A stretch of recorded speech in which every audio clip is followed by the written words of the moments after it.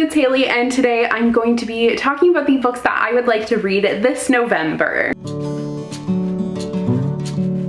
November seems to always end up being a pretty busy month for one reason or another. It's my birthday month, it's the month where we're preparing for Christmas and also Bookmas, which if you don't know what that is, it is a month-long video-a-thon that I do every December. So this year, I'm also going to be doing NaNoWriMo, but I'm not going to be doing NaNoWriMo with it in mind that I'm going to write 50,000 words. That's going to be kind of like my back of the mind goal. Basically, my goal is to write something every day in November to get back into building those habits of writing and not being afraid to do that, but that's a topic for a whole other video. But I wanted to mention that because I really don't know how much I'm going to be able to read, but I do want to try and get to some books. My goal was to get to 100 books in the year of 2021, but that's not going to happen. The move ended up completely just like throwing that off. However, I have in recent weeks been really getting back into reading, which is awesome.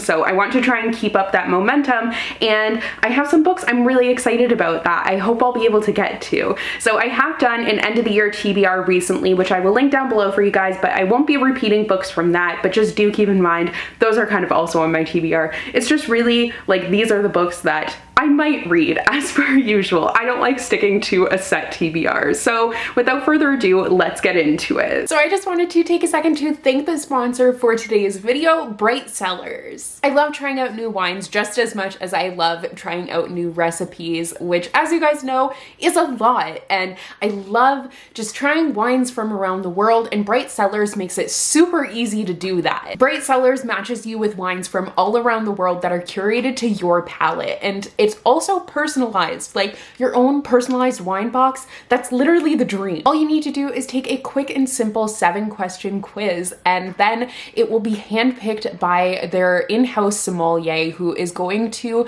just give you your own personalized wine box. And no two boxes are the same because it is catered to you. The wine is sent directly to you, so it's super convenient, and there are actually little note cards inside that tell you more about the wine, so it's an educational experience as well. The packaging is completely recyclable and plastic free, and they offer some sustainable varietals and biodynamic wines. The holidays are the perfect time to try Bright Cellars, whether you're stocking up for yourself, for holiday parties that you might have, or even as a gift. Like, I can't imagine anything cooler than that for someone who loves hosting a party and also loves wine. So thank you so much to Bright Cellars for supporting my channel today, and they have actually been kind enough to offer you guys 50% off of a 6-bottle box of wine, which is amazing. That is 6 bottles of wine for $45. Like, that's a great deal. So if you guys were interested and would consider supporting my channel, then don't forget to click the link down below and take that quiz and get your own curated box of wine. And thank you so much once again to Bright Cellars for sponsoring today's video. This TBR really is just like the definition of randomness. There's no rhyme or reason to it. So the first book is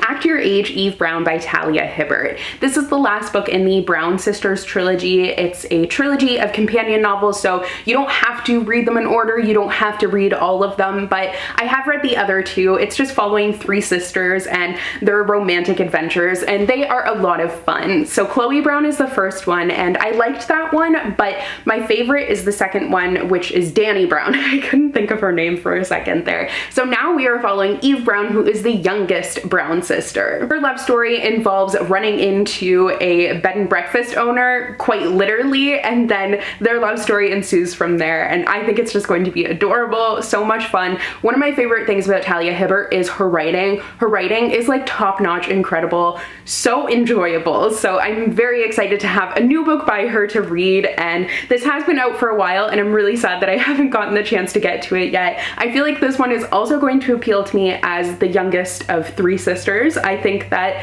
Eve is going to be someone that I can somewhat relate to, at least in some ways. Similarly, next up is The Heart Principle by Helen Huang. This is also the 3rd book in a romance companion novel thing, but in this case they are like kind of entirely unrelated. There are characters that pop up in each one, but it's not like it's following like same like main family line. That didn't make any sense, but basically, once again, you don't have to read all of them. You can read whichever ones. I have heard that this one is a little bit more intense emotionally than the other ones, so we shall see how that goes for me, but I do think I'm in like a good enough place to read it. In this case, we're following Kwan, I believe. Yes, so tattooed motorcycle riding Kwan Diep. And then the love interest is Anna Sun, and Anna Sun is a violinist, and she ends up going viral on YouTube, and then her and Kwan have a relationship. So I am very interested to see what the next installment in the Kiss Quotient world is going to be like. I have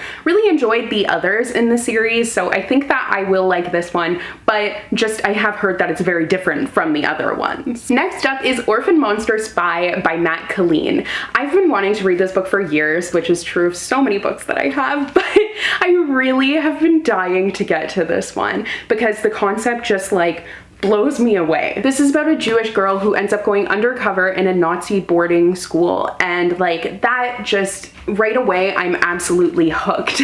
But I don't know why I haven't read it yet. I just haven't. But I'm thinking that historical fiction might be something that I will kind of prioritize in the next month, because the book that I'm writing is a YA contemporary with a romantic side. So I feel like I will be wanting to kind of steer away from contemporaries, even though I do have some here, but mostly they're adult romances, and they're all very different than the concept from my own book. So I feel okay with that. But my point was, I have loved historical fiction recently, and I did actually try to read one, but wasn't really enjoying it so much. So I'm kind of dying for one that I am going to like, and I think that this one is going to hit the nail on the head. I hope it does. It seems very intriguing, and I really want to read it. Next up is Once Upon a Broken Heart by Stephanie Garber. I probably should finish the Caraval series before I read this book, but I guess that's not gonna happen.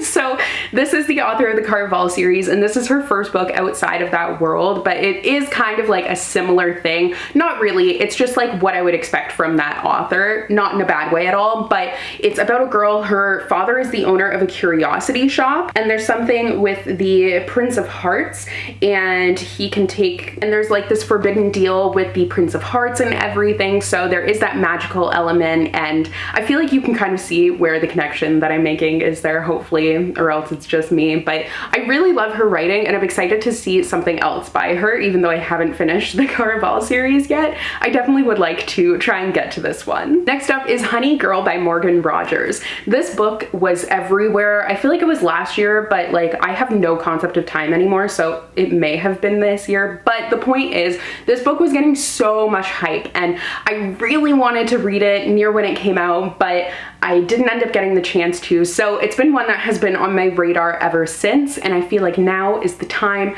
It's time for me to finally read it. But this is a romance novel, but it's not like, it's a little bit more than that. Not that there's anything wrong with just being a romance novel, but I've heard it is kind of more emotional as well. It's about a main character who, she has her PhD in astronomy. She's just graduated, and then she ends up going to Vegas and marrying a girl, and obviously that wasn't really what she was expecting to happen, so it is the fallout from that, which seems like an interesting setup. I feel like I've talked about this next book a lot, but it might just be because I'm so excited about it, so I just remember talking about it. But The Bones of Roon by Sarah Raleigh is definitely a book that I would like to try and get to, because I think it just sounds so cool. Everything that I want. Like, it's set in Victorian England, and it follows a tightrope walker, and she has this secret magical ability where she can't actually die. So definitely like such an interesting setup, and I want to know more, which is why I keep on mentioning it. I don't know if it's gonna have to do with like the Great Fires of London or anything. I don't know when those took place, but just the cover is kind of giving me those vibes. Speaking of, the cover is beautiful, but yeah, this is definitely one I really want to get to. Actually, that reminds me of another book I would like to get to. There is a possibility that I mentioned this one on my end of the year TBR, but I'm just going to mention it again, and that is These Violent Delights by Chloe Gong. This came out last year, and it is set in the 1920s in Shanghai, and it follows rival gangs, and it is based on Romeo and Juliet. So it's a Romeo and Juliet retelling, and I have the sequel for it, so I feel like it's high time that I read it. Next up is Beasts of Prey by Ayana Gray. This book just is so fascinating and intriguing to me, and I have been been dying to read it. It is about a girl who tends to this night zoo. Like, I am just so intrigued. I've never really read anything about a zoo, and I think maybe partially because I cannot handle bad things happening to animals, so I've been steering away from those things. But this kind of seems, I mean, it's not, but like night circus, night zoo, and I love the idea of the night circus, even though I didn't like the book that much, but a night zoo is just fascinating to me. The main character is taking care of the fearsome creatures that are in this night zoo because she's indentured to try and pay off her family's debts. So it definitely isn't an ideal situation, but it seems so interesting. Next up is Sister of the Bollywood Bride by Nandini Bajpai. I have had my hands on this book for so long, and I mean, I know I've said it for every book, but I've really been dying to read it because it just sounds so cute. So this is about sisters, and their mother has died, so the younger sister takes it upon herself to try and plan the perfect wedding for her older sister that her mother would have wanted. And I love that. Like, I love books about sisterhood, and I think it seems like such an adorable concept. Like, it could be so much fun, and that just has me dying to read it. Next up is For All Time by Shanna Miles. I have recently hauled this book, and actually the last few books I have recently hauled, and this book, when I saw the concept for it, I was like completely taken aback by it because I've never really heard of anything like that. But it's about these lovers who are doomed to repeat their love story across lifetimes, and it follows them throughout all these lifetimes as they are finally trying to put a stop to it. So they're in all different places around the world, all different sorts of scenarios, but they keep finding each other and falling in love.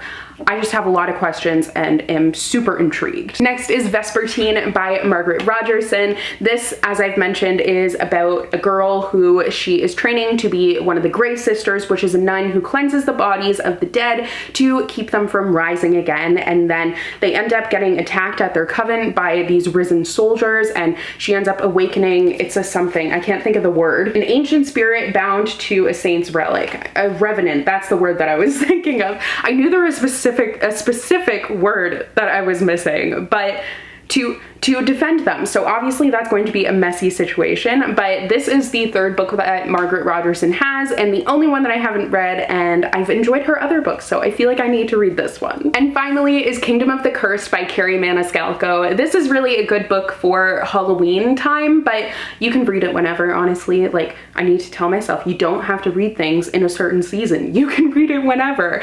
But I did read the first book around this time last year, and it's just a good fall read overall. This is the sequel to Kingdom of the Wicked, and it's by the author of Stalking Jack the Ripper, and it's once again kind of like a steamy, gloomy romance, if that makes any sense, but it has a demon prince in it. There's a lot happening. I'm going to have to refresh my memory on what happened in the first book, but it's definitely one that I want to continue with, and I'm very excited to have the sequel. I don't like this cover nearly as much, but that it's what's inside that counts. Okay, so those are all the books that I wanted to mention today that I'm hoping to read in November. Fingers crossed the month goes well, but we'll see, because you never know how it's going to end up going. But it is going to be the first month in like forever where I'm not going anywhere, because I have been somewhere for the past like however many months between the move and going back to visit my parents. Like, I've just been all over the place. There's been a lot happening. So